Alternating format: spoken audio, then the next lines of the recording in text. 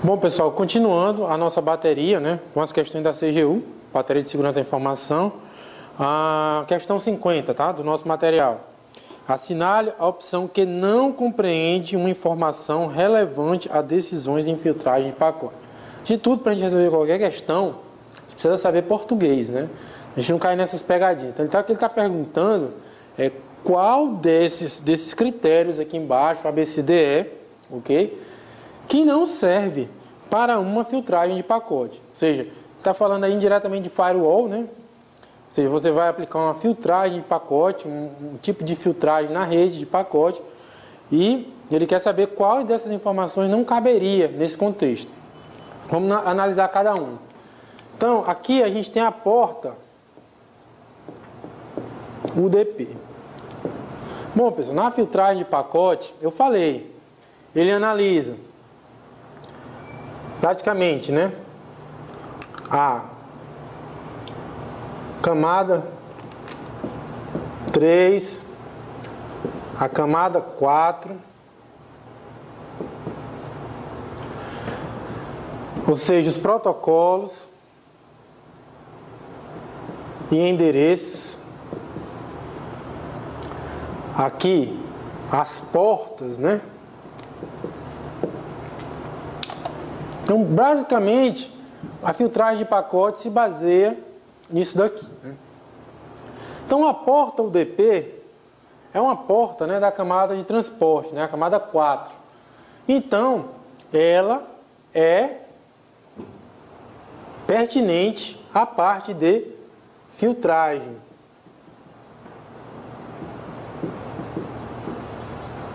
Então, ela é pertinente à parte de filtragem. Tá? Ela é pertinente, portanto, ela não serve como resposta dessa questão. Tipo de mensagem e CMP, né? Então, aqui é o tipo de mensagem e CMP. CMP é um protocolo aí que na camada 3, né? Normalmente a gente considera ele da camada 3, mas a gente coloca ele como normalmente usando o ping, né? Para testar a conectividade. Na filtragem de pacote, a gente pode, inclusive, na nossa ACLzinha, né, na nossa Access List, é normal a gente colocar filtragem de ping, ou seja, não permitir que determinados pings, né, determinados endereços sejam pingados, ou então até mesmo que determinado equipamento não forneça ping, não responda ping. Então, isso aqui também está relacionado à filtragem de pacote, portanto, também não é a resposta para a questão. Endereço IP do gateway. Engraçado que ele tentou colocar aqui o endereço IP do gateway de aplicação. Por quê? O gateway de aplicação é uma contraposição à filtragem de pacote, né? A gente viu que são dois tipos de falha. Então, isso daqui, o cara mais desatento poderia marcar essa daqui, porque gateway de aplicação é uma contraposição. Mas ele está falando do IP do gateway. IP, endereço de origem na camada 3, né? Endereço IP, não interessa se ele é gateway, podia ser gateway de aplicação ou qualquer outro host. Mas é um endereço IP, eu posso bloquear na minha filtragem de pacote, porque ele é o endereço da camada 3, baseado naquele endereço. Então, é contexto da filtragem de pacote. Portanto, está correto da filtragem de pacote e não é resposta para a questão. Datagrama de inicialização de conexão usando o bit TCP. Sim. Né? TCP, camada 4, né? Também faz parte aí do nosso contexto de filtragem de pacote. É muito comum também a gente bloquear determinados sinais TCP e IP, né? A gente evitar um SYNFLUD, etc. Então, isso daqui também está dentro do contexto. O que nos resta apenas o item E. E se você for notar, no item E, ele fala assim, ó, linha de requisição de uma mensagem de pedido HTTP, ou seja, é uma linha de requisição. Teórico, ele está falando de HTTP, um protocolo, né, de aplicação, não é nada disso aqui, certo? E ele está falando de uma mensagem específica do protocolo. Para filtrar esse tipo de mensagem aqui, eu tenho que ir até a camada de aplicação. Entrar no protocolo em si. Para isso acontecer, eu vou utilizar um gateway de aplicação e não mais uma filtragem de pacote. Então, isso daqui não faz parte do contexto da filtragem de pacote, certo? Portanto, o item correto é o item mais uma questão contrapondo filtragem de pacote versus gateway de aplicação ou proxy. São os dois tipos de firewall. Questão que tem que ser bem estudada, ok?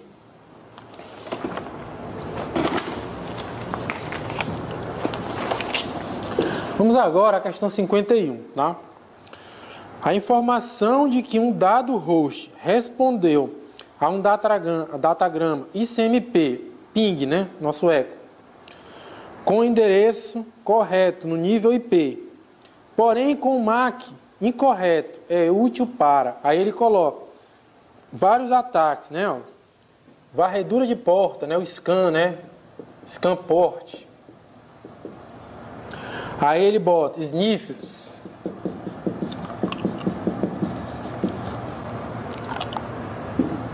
Aqui ele bota o spoofing de IP, né? Falsificação. Aqui o DOS, né? Negação de serviço. E aqui embaixo ele bota o SYNFLUD, né? Coloquei aqui os termos em inglês, que são termos mais conhecidos no inglês, apesar dele ter traduzido aqui. Pessoal, ele fala o seguinte: eu mandei um IP, né, um ping para alguém, certo? Ele me voltou o echo reply, ok. Porém, eu percebi que aquele echo reply veio com um MAC address diferente do que deveria ser, certo? Isso não tem nada a ver com scan port. Algumas pessoas se confundiram colocando spoofing de IP, só que o que acontece? Ele está dizendo que o cara respondeu com o IP certo, então não é spoofing IP, né? Spoofing IP é quando eu maquei o IP, né? Não é o DOS, porque ele está respondendo, tampouco assim flui. Vai ser o que, pessoal? Vai ser o sniffer. Mas por que, professor? Porque o sniffer, eu coloco o sniffer na rede o quê? Para eu monitorar, farejar toda a minha rede. Fatalmente eu acabo colocando a minha placa em modo promíscuo, né? Então tudo vai ser para mim a partir de agora, né? Se fizer um broadcast é para mim, tudo é para mim. Para quê? Para que eu receba todos os pacotes, né? Todos os pacotes e fique respondendo a eles, eu fico absorvendo tudo. Então, uma técnica, vamos dizer assim, comum da gente detectar que tem sniffer na rede é justamente essa, né? A gente saber que alguém está respondendo por aquele IP que não deveria estar respondendo. E provavelmente ele deve estar respondendo por vários outros IPs. Aí sim, a gente tem mais. Aí que a gente tem mesmo um sniffer, né? Porque ele está respondendo para todo mundo. Tudo é da parte dele, né? Ou seja, ele quer absorver tudo para depois analisar o protocolo, né? O tráfego da rede. Então, nesse caso, esse tipo de problema ocorre muito quando a gente tem um sniffer na nossa rede atuando. Ou seja, alguém que está plugado em determinada área e está monitorando todo o nosso tráfego de rede. Importante dizer também que já caiu que o sniffer é um ataque, vamos dizer assim, passivo, né? Ele fica lá monitorando, né? E aí ele não causa um dano na rede, certo? Causa um dano, por isso que ele é chamado de ataque passivo. Ele fica só monitorando. Na realidade, ele é um passo para um ataque depois, né? Ou seja, um roubo de informação, etc. Vamos agora na nossa questão 52, tá? Também da CGU. Considere uma organização que deseja disponibilizar o serviço FTP, File Transfer Protocol, a um conjunto restrito de usuários internos, de modo que estes sejam autorizados antes de iniciarem as sessões FTP. Nesse contexto, é correto aplicar. Então, ele tem um serviço FTP, que ele está dizendo, dentro da organização, e ele quer disponibilizar, né, a um conjunto restrito de usuários internos, de modo que seja autenticado antes de iniciarem as sessões FTP.